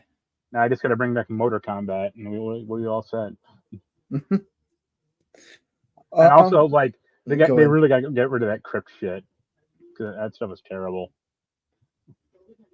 Were they still talking about it? I feel like they didn't They'll talk about always it. have it. I mean, they'll always want to Okay. go like, "Oh, here's our promo art or whatever." It's like, just release it. I don't need to earn this fake currency where I don't give a shit. They want you to buy it. They want you to spend money. That's what they want you to do. Well, my Everybody wants you to method do that. is, at least for like the first like Mortal Kombat 9 and 10, was like to play it on PC and then hack it, so I just had like infinite money, and Yeah. that worked out pretty well. Just a couple of things here. Resident Evil 4 Remake has finally sold 5 million copies, and it did it in 4 months, which is two less than Resident Evil Village. So that's pretty awesome. Still not as fast as Resident Evil 5, which again leads to that conversation about that's probably the game they're going to remake next, which still upsets me, but whatever. And Me then also. So yeah, we are in agreement. still cool that it's sold that much, and it's a great game. It'll be probably in our high in our game of the year list, as it will for a lot of people. Yeah. I'll be very interested to see if it makes the game. I feel like this year they've got to update that list to like 10 games or whatever. There's just too many damn great games this year. Like, you think Keely's gonna do that? You think he's gonna make more games in there, or No, he'll because probably man, put like a that's gonna be tough five, for those top guys to five, shoot. or because I mean, I hate to say it, even if Baldur's Gate 3 is like great, it won't be in like that list because that list is like too focused on console shit. Well, yeah, I mean, okay, so like if Starfield is great, it's gonna be on there. Because they're gonna want to put the one big Xbox game or whatever. I would say Starfield, Zelda. Yeah, Zelda. I think Resident Evil 4 has a shot, Yeah, even though it's a that. remake. I hate to say it, and you won't like this. I really doubt Final Fantasy 16. I think Final Fantasy 16 will be on the bubble. I think Yeah. I mean, I haven't played it, so I can't judge if it should or not. But like traditionally, RPGs don't make that type of list. Well, I mean, Starfield is an Especially RPG. J. I mean, it's not a JRPG, but I just mean like there's a certain Right. So, I mean, most people really liked it, but the thing is, like, by the time that comes out, like, well, I think Jedi Survivor has a chance of not being on there either if they keep it to 6. Yeah. There's a lot of buzz going around for Dave the Diver. That might be the indie darling that gets put on there. I kind of want to play it just because everybody keeps talking about it. Just to see if it's actually good or not. I feel like everybody that I know that I listened to was not playing it last week, and then all of a sudden I turned to the podcast this week and now they're playing it. So the only other game that'll probably make that list, and it's not out yet, obviously, is Spider-Man 2. Yeah, Spider-Man 2 Hi-Fi Rush also has a shot. Also, the fact that it came out in January may hurt it, but that was a game that was really real beloved. Yeah, and Dead Space. Sadly, Octopath Traveler 2 probably won't. No, that's the same. That falls in the same camp as like Final Fantasy 16 to me. Like, yeah, could be great. But no, I think if there's going to be a remake, it will not be Dead Space. It'll be Resident Evil 4. Yeah, but yeah, it's just. I think after Resident Evil 4 just did so well, I think a lot of people just kind of, okay, Dead Space was great, but it came out earlier in the year, and this is better, and you know all that stuff that usually happens with and that kind of can't thing. forget Exoprimal. Oh yeah, I don't know. Nobody's ever. I think everyone forgot Exoprimal already. So yeah, everybody. I forgot that thing's on Game Pass. So I don't know if we're gonna play that or not. Yeah, so and then EA Sports renewed the license with the Premier League for 6 more years. So if anything, you want to play as Manchester United or Manchester City or whatever, you're gonna have to keep coming to play the EA Sports game. Whatever FIFA does, it will not be in that game. So there's that. I think that's pretty much it for the game, the stuff this week, unless you had anything else you really wanted to talk about. Not really. I did see that. I did see the Flash movie. Would you? I didn't really hear anybody tell me it was a good movie. So, It's quietly hysterical.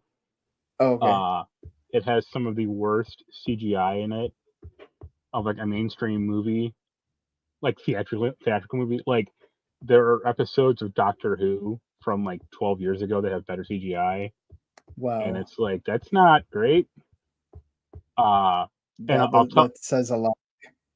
I mean, are you gonna ever watch it, or am I to spoil it for you? Because Oh this is no, the I'm funniest. not. No, I Okay, might watch it on Max, but I don't care. Like so the if funniest you point spoil of it. the funniest point of the movie, and this is what I was cracking up about, was Barry Allen goes back in time, saves his mom and creates like an alternate timeline where there's like now a new Barry Allen, but he's younger and doesn't have flash powers.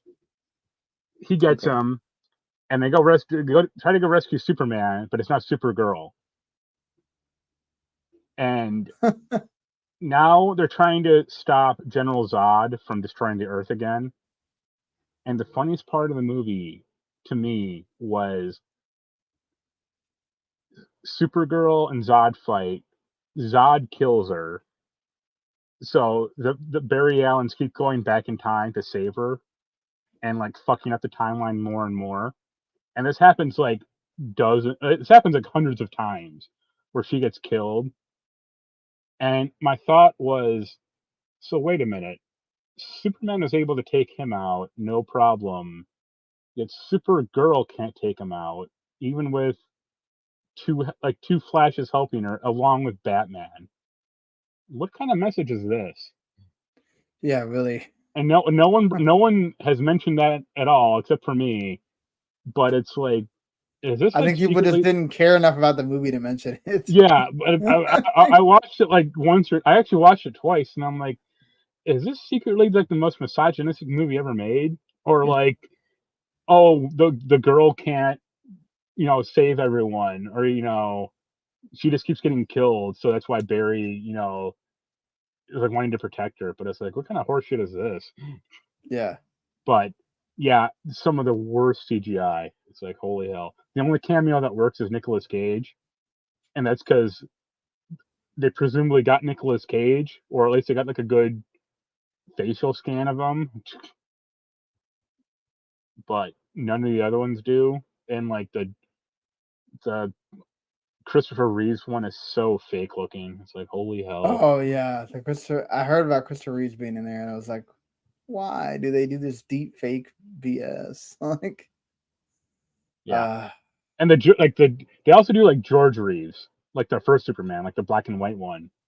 And they do one for like black and white The Flash, but I think it's supposed to be Teddy Sears, like the actor who was in the TV show, and he was like, they didn't ask me, which is like pretty funny.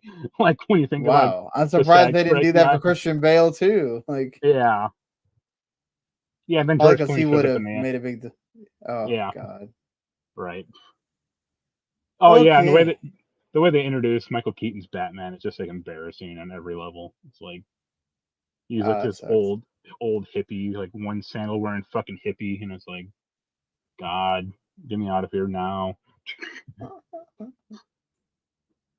But Wow. yeah, enough of the bad news. Let's go down to games that are coming out. So, well, You gonna get yes. Let's get. you gonna get Let's go ahead. no, I was gonna say, you gonna get Pikmin or Well, no? Pikmin was last week. I Well, don't yeah, I know know. that. Yeah, I haven't.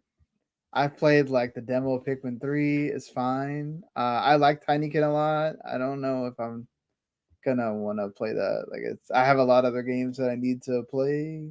yeah. So yeah, maybe think about it. So the Mr. Run and Jump, the I don't know if that's a new game based on the old series or whatever, is coming to everything, including the Atari VCS. So if you have one of those for some reason, you can go buy that on there. The This Way Madness Lives that we talked about last week comes to the Switch. Basically right now, today, as you're listening or watching this, it's $10. So if you like RPGs and this one has like magical girls in it, probably gonna buy it just to support the developer because I like him a lot. I like Cosmic Star Heroine, so I'm gonna do it just I thought about getting a code, and then I was like, you know what? It's $10.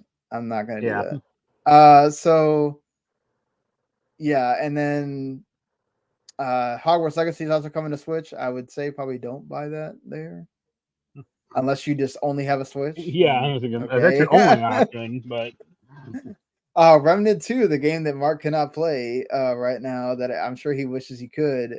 And Keith said he loved it. So yeah, I've heard it's um, gotten positive reviews, like not game of the year or anything, but some um, 7s, some 8s, some yeah, I've 9s. heard like people that really love the first one continue to love this one as well. So Yeah.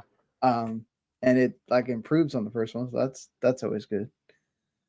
Ratchet and Clank Rift Apart comes to PC. So if you haven't played it, it's actually on PS Plus right now also. So yeah, if you haven't played it and you only have a PC, I guess go play that. Apparently, you can also they can technically make it work for PS4 now. They just have to they have to lower the graphical fidelity down to like 720p or something.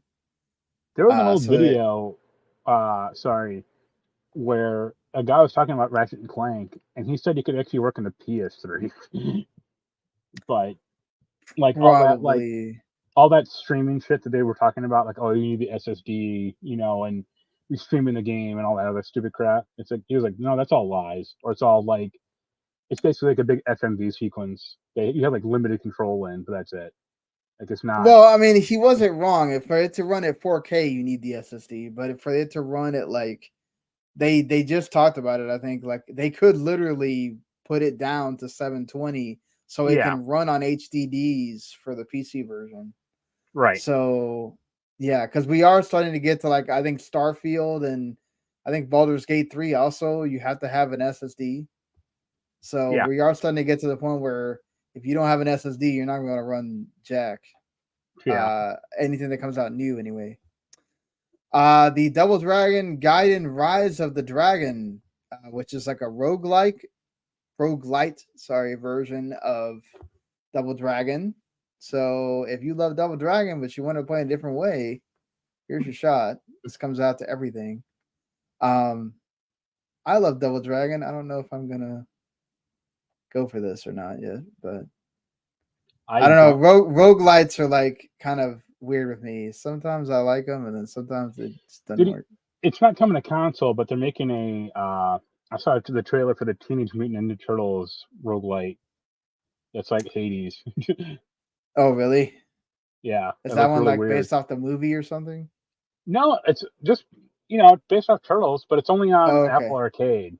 Like, Oh, that one. Okay, yes. Okay, I yeah, understand. where Yeah. you're trying to like rescue Splinter and all the turtles have like different powers and shit. Yes, that. And it's like, Okay. I would actually play that if it was on a console. You know? Right. Yeah. Agreed. I don't want to get Apple Arcade for. I'm still like wishing and hoping in my life that Fantasia would come to Switch or something, but Sakaguchi says he's thought about it. Yeah. That's better than not. Pixel Junk Scrappers Deluxe is finally coming to console. If you've been missing the Pixel Junk games, there's one for you to go get. I, I don't think I've played any of them. I like the first Pixel Junk. Uh, it's those are fun games. I have to check out how this one is. The Expanse Telltale game also comes out on the 27th. Uh, any I interest in watched this? some of the show. It Yeah. was okay, but then I kind of lost interest after a certain point. I don't think it's tied to the show directly, uh, Yeah, I but think it's its own story to the show or something. yeah, I guess. I mean, if it's cool, why not? The one that kind of interested me, though, it's not on Steam, and I'll probably have to buy it at some point, is that Star Trek one, Resurgence. It came out like a Yeah. month ago or a month and a half ago. Like, it's a I shame kind I of heard couldn't that review was that. decent. Yeah. The Disney Illusion Island, which is like the Metroidvania platform with the cool art style, is coming to Switch also on the 28th. Speaking of Apple, you can get the Hello Kitty Island Adventure Finally. game. So I need to not tell my daughter that exists. She would come in here and tell me that I need to go buy it for the Apple phone or whatever that she has. She is obsessed with Hello Kitty. If you can't tell behind me, there's Hello Kitty stuff everywhere. I think what you guys can see is the Stranger Things poster and whatever. But like her whole bed is Hello Kitty. that's like sitting next to me here, which is funny. So a game that I've really been looking forward to comes at the end of the month, comes out on Game Pass as well. This was a surprise. It wasn't originally going to come out on Game Pass, and then they kind of introduced it as part of when they did the stream for that Xbox, not Live Arcade, the Xbox ID at Xbox thing. Venba is coming on the 31st. That is going to be a fun game that I really hope is going to get some people playing it. It's about cooking and Indian families and stuff, and it looks cool. Oh yeah, I heard the trailer for that. Hopefully more people will be playing it. And yeah, the F1 Manager 2023. So that somehow gets people to. I swear, there's people that they love those F1 games, and then it's just like the soccer one. I can micromanage Max Verstappen, and he can win it all. Yeah, exactly. That's the one guy that came out. Well, not one. There's been several, but he's one of the ones that came out and fought. I forgot who it was. Saying that Game Pass actually does work for him, because it's true. There's some people that would never play a Football Manager game, but it's on Xbox and or it's on Game Pass, and they'll play it. So that's quite a few games. As always, a lot of stuff gets shoved into the end of the month. Hopefully there should be something in there for somebody to go pick up if you're looking for something kind of smaller, or you haven't played Ratchet and Clank, which I haven't. I don't know when I will ever play that, but it's there, I guess. And if you like shooting Dark Souls, play Remnant 2. Honestly, I would say if you had the option, I'd play the last Ratchet and Clank. Oh really? Oh right, you weren't a big fan of the. Yeah, that. It was still a good game, but the story was just terrible, and the way they introduced it's the same way that. Were you disappointed with Doctor Strange and Multiverse of Madness? I actually like that movie. I think it's a good movie. I think my problem with it is they go to one alternate universe, and that's where they stay. Yeah. And I thought they would go to different ones. I agree there. Yeah, they have that one sequence where they traveled 12 or 13 of them in that one falling sequence or whatever, but it's not everything everywhere all at once where right, they're constantly traveling, So that was my problem with that Ratchet and Clank game. It's we're ripped apart. You're gonna go to alternate universes. Well, you go to one and you have some sequences where you're or you're on a pirate ship for a minute, or you're on flying cars for 30 seconds. That's about it, Yeah. No, that's my 2 cents. I just think that other Ratchet and Clank game is just built better. But you're not totally alone in that. I think that if we wouldn't have had the hype about Ratchet and Clank being the first PS5 game, I think maybe there would have been more to that. And then I don't remember what came out that year. That Ratchet and Clank didn't even really win that many awards or whatever at the end of the day. So was it Returnal that also came out that year? I can't remember now. But yeah. So that's it for this week. Thank you for tuning in. Whether you watched, it was Resident Evil Village. That's what came out that year. Well, yeah, Resident Evil Village also that year. Yeah, if you watched on YouTube or later you listened or watched on demand, thank you, appreciate that. Go hit us up on whatever podcatcher you use and go write a review. That would help us out a lot. 5 stars if that's what you feel we deserve, or even less, whatever. Just would like to hear what you guys think. And then, like I said, on Sunday we'll have the spoiler cast for Final Fantasy XVI, and then we'll have another show probably on Monday. I'm gonna see if I can get a guest that I was trying to get 3 or 4 weeks ago when his internet died, so he couldn't be on. But we'll see how that goes. Until next week, everyone. See you later. Later.